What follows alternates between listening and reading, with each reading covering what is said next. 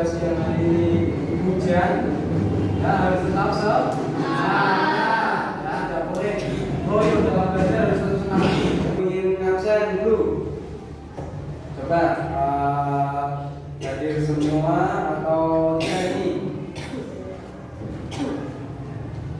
Adit Setiawan, Ahmad Zainuri, Ailsa Nabila, Ahmad Rizal Fauzi, Ita Emiana Mugidia, Muhammad Irgi Afsan, Ninda Zagri Bawa.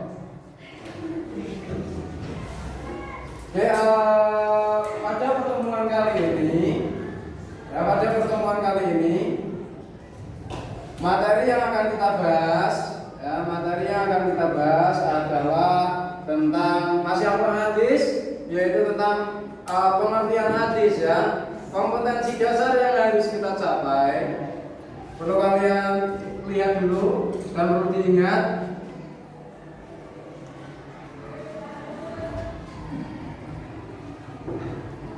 Kompetensi yang harus kita capai adalah sebagai berikut. Oke, ini kompetensi dasar dan kompetensi intinya.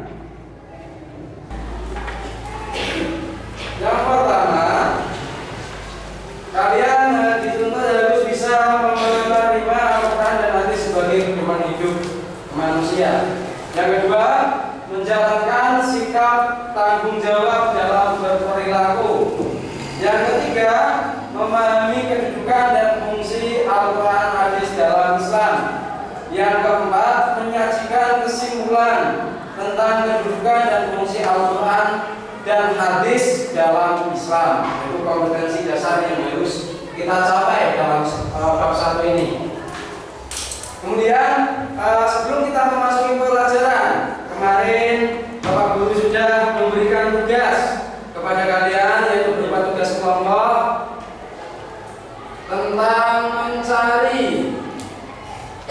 mencari nama-nama lain di dalam nama Al-Quran atau nama-nama lain dengan Al-Quran. Yang kelompok mana yang sudah jadi, coba? Oke, coba dibawa maju.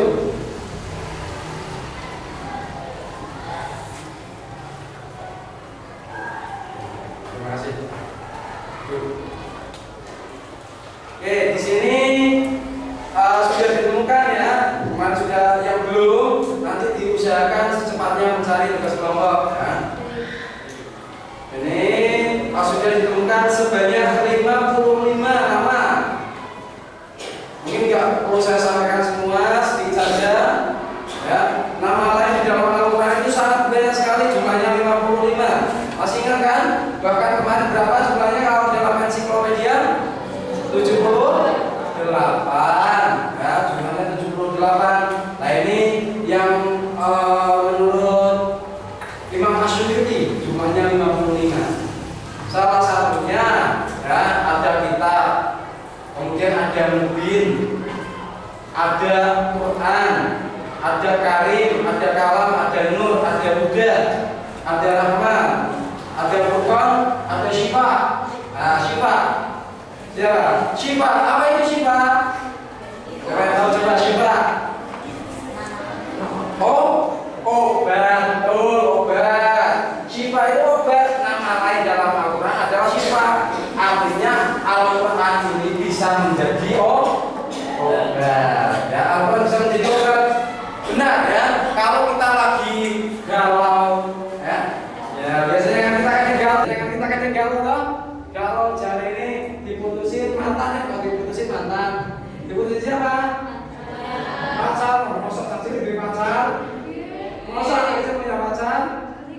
Ya, kalian jangan pacaran dulu. Kalian sekolah dulu yang benar, yang pintar. Jangan pikir pacar. Yang benar, misalkan kalian sedang dalam keadaan hatinya tidak enak, maksudnya sakit, Pak. Kemudian badannya kurang fit. Kalau kita benar-benar menghayati ayat-ayat Al-Quran, ini bisa menjadi syifa, bisa menjadi obat. Oke, mengulang pelajaran yang lalu sebelum kita membahas pelajaran yang sekarang, yaitu tentang Al-Hadis, ya, pertemuan yang kedua Al-Hadis. Siapa yang ingat tentang pengertian Al-Quran? Pengertian Al-Quran dibagi menjadi berapa? Dua. Yang pertama secara bahasa, yang kedua secara istilah. Coba ingat ya, secara bahasa bukan bahasa berasal dari bahasa. Berasal dari apa? Qara'a yaqra'u Qur'anan, artinya apa? Bacaan, ya. Artinya bacaan, berarti masih ingat pelajaran yang lalu. Sekarang kita memasuki pelajaran yang selanjutnya. Apa yang kita pelajari? Al-Quran dan Al-Hadis sebagai pedoman hidup. Yang kedua adalah pengertian tentang hadis, ya, pengertian tentang hadis. Apa itu hadis? Siapa yang tahu hadis apa artinya? Coba angkat tangan. Nah, apa hadis artinya? Nah, terus siapa lain?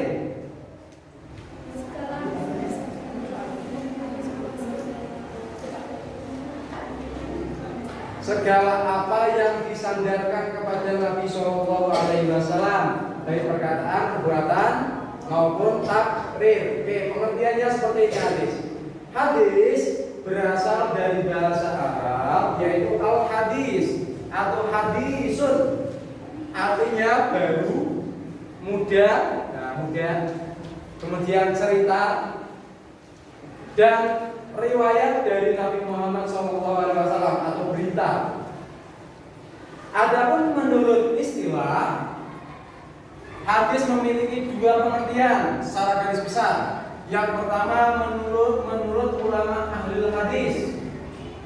Menurut ulama ahli hadis, bisa kalian lihat di sini, segala perkataan Nabi, perbuatan dan hal ihwalnya, segala perbuatan, perkataan dan hal ihwal tentang Nabi itu adalah hadis menurut para ahli hadis. Menurut para ulama usul, segala perkataan Nabi Muhammad SAW, perbuatan dan takdirnya yang berkaitan dengan hukum syarah dan ketetapannya. Ini secara istilah, secara istilah. Jadi apapun yang berasal dari Nabi, contoh-contoh yang berasal dari Nabi, ini adalah sunnah. Contohnya, nggak usah yang berat, Pak. Contoh yang dalam kehidupan sehari-hari saja. Misalkan kita makan, Nabi menggunakan tangan apa? Tangan kanan. Jangan sampai kita melakukan makan menggunakan tangan kiri. Walaupun misalkan kidal, ya. Kecuali orang tangan kanannya tidak berfungsi, ya, baru bolehlah menggunakan tangan kiri. Kanannya fungsi, ya, harus menggunakan tangan kanan. Karena Rasulullah contohnya menggunakan tangan kanan. Kemudian kita mau masuk rumah, apa yang kita lakukan? Seucapkan salam agar seluruh isi rumah selamat, termasuk kita. Apa yang kita dahulukan? Kaki kanan. Itu yang harus kita laksanakan, ya. Contoh dari Rasulullah semuanya adalah sunnah. Contoh lagi yang lain. Siapa yang bisa ngasih contoh? Ayo. Coba, siapa yang bisa ngasih contoh tentang yang dilakukan oleh Rasulullah? Ayo, siapa yang bisa ngasih contoh? Gak ada? Belum ada? Angkat tangan kalau yang bisa ngasih contoh. Contohnya, Nabi pernah dalam satu hadis, Nabi pernah bersabda bahwasanya kalau tanggal 9 Muharram, ya, Nabi akan berpuasa. Ini adalah sunnah. Kita puasa tanggal 9 Muharram itu adalah sunnah.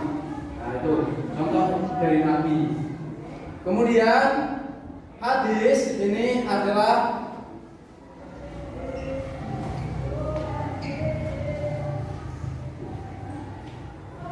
hadis ya. Ini adalah perkataan, perbuatan, sifat atau himmah mendiamkan. Ini pengertian hadis ya. Jadi kalau perkataan Rasul tadi saya sudah kasih contoh, perkataan Rasul adalah sunnah. Perbuatan Rasulullah adalah sunnah. Sifat ya, Rasulullah ini memiliki beberapa sifat yang bisa menyebutkan. Sifatnya Rasulullah yang pertama, sidik artinya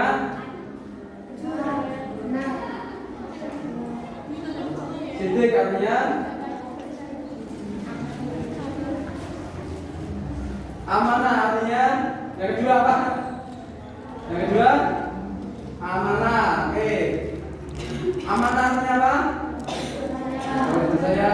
Yang ketiga tabligh artinya menyampaikan. Yang keempat fatona cerdas. Oke, tadi sidik artinya apa tadi? Jujur, dapat. Yang kedua dapat dipercaya. Ini adalah sifat Nabi yang harus kita tiru. Kita diberi amanah oleh guru kita misalkan, nah tolong ambilkan buku di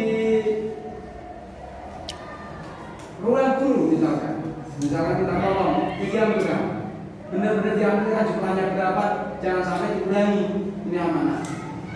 Kemudian menyampaikan misalkan kami dititipi omong sama guru kamu, guru kalian misalkan ngomong, nanti tolong sampaikan ke orang tua kalian bahwasanya besok ada iuran IPNU IPPNU 10.000. Jangan sampai kalian ngambil jadi 15.000 atau bahkan 20.000. Ini tidak boleh.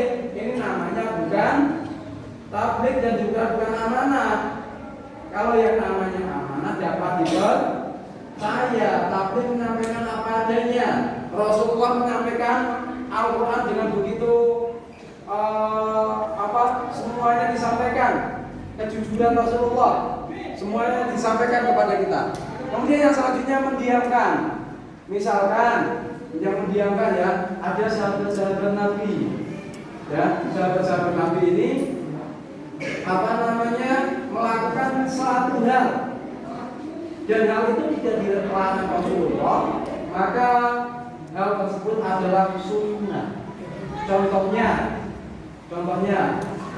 yang cerita sering kita dengar, yaitu sahabat Nabi pernah makan yang namanya hewan dzab. Ya, pernah dengar ya? Hewan dzab. Kalau di Indonesia mungkin sejenis kayak biawak, tapi bukan biawak. Namanya dzab. Makanannya adalah rumput. Nah, kalau misalkan makanannya adalah daging kayak biawak, berarti bukan dzab. Ini Nabi tidak melarang, ya, diperbolehkan. Tapi Nabi tidak memakannya, ya. Nabi tidak memakan. Oke.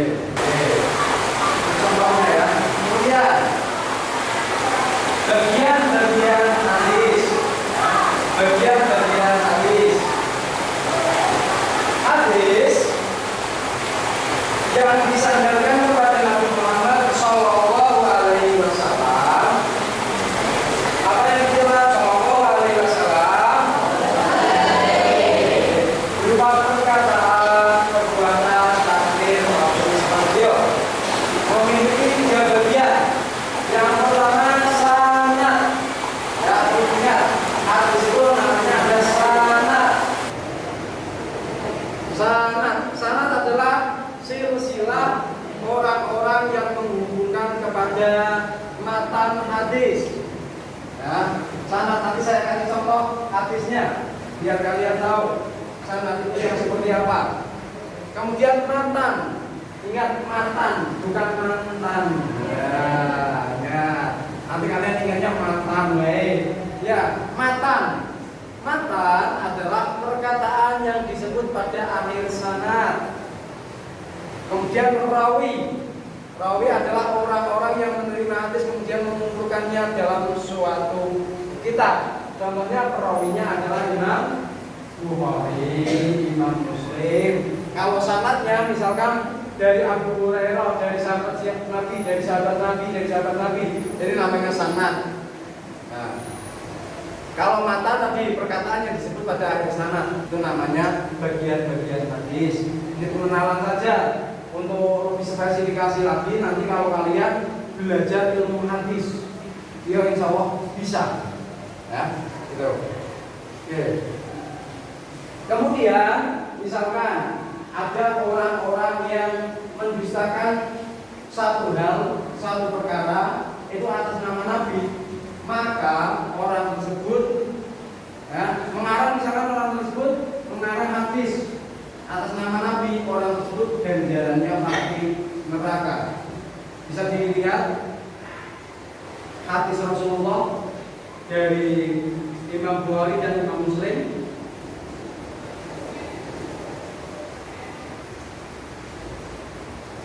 Yang berbunyi in kadiba alayya laisa kakadzabin ala ahadin man kadzaba alayya muta'ammidan falyatabawwa maq'adahu minan nar.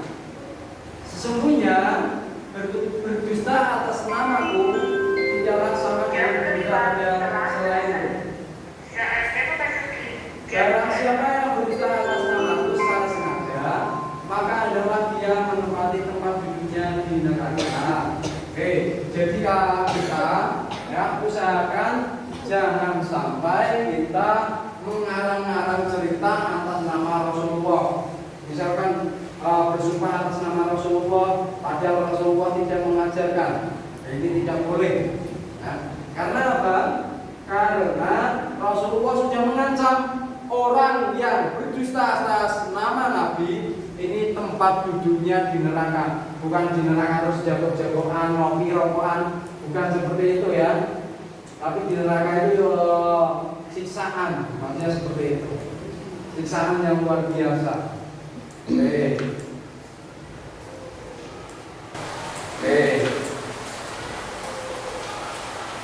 Sampai sini ada yang ditanyakan, silakan.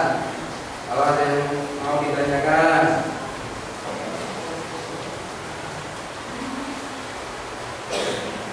Tentang pengertian hadis.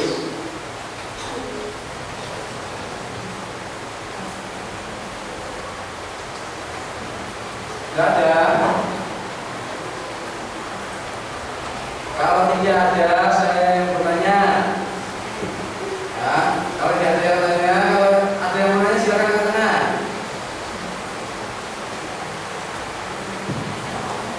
Ada. Kalau kalian bisa menyebut buku kemudian ditanyakan dengan masalah apapun, ya, apapun itu boleh.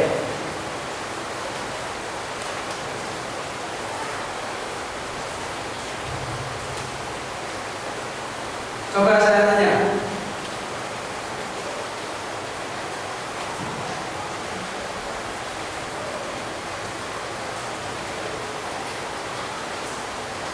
Yang bisa jawab saja ya. Bagaimana cara Rasulullah menyetujui perbuatan daripada sahabat?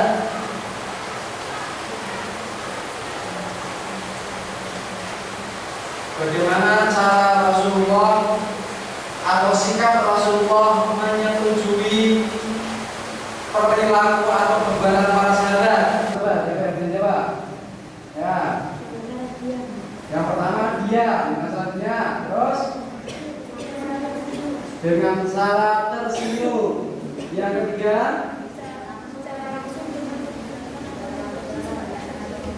dengan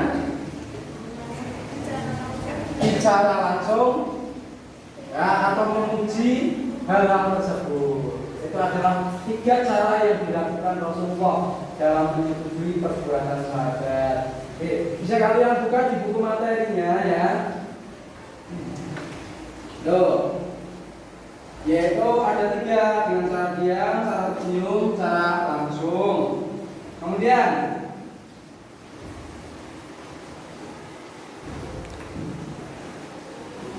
sebelum kita masuk ke selanjutnya, ya, ke materi selanjutnya, saya ingin bertanya pada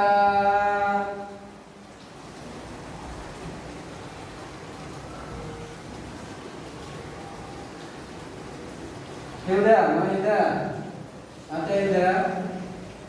Nah, diangkat tangannya dong, ya, tidak ada ya. Oke, ada berapa macam pengertian hadis?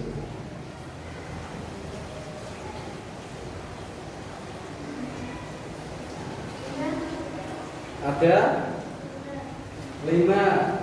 Ada 5 pengertian hadis. Ada berapa? 2. Apa tadi? Secara bahasa dan secara istilah. Nah, secara bahasa dan secara istilah. Oke. Boleh ya? Sebelum Bapak Guru akhiri, ada pertanyaan? Tidak ada? Paham ya, bisa dipahami ya? Pengertian hadis secara istilah dan secara bahasa. Oke.